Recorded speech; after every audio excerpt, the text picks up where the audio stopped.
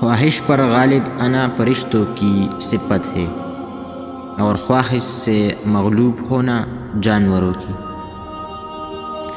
تم پردے میں وہ کام نہ کرو جو لوگوں کے سامنے نہیں کر سکتے۔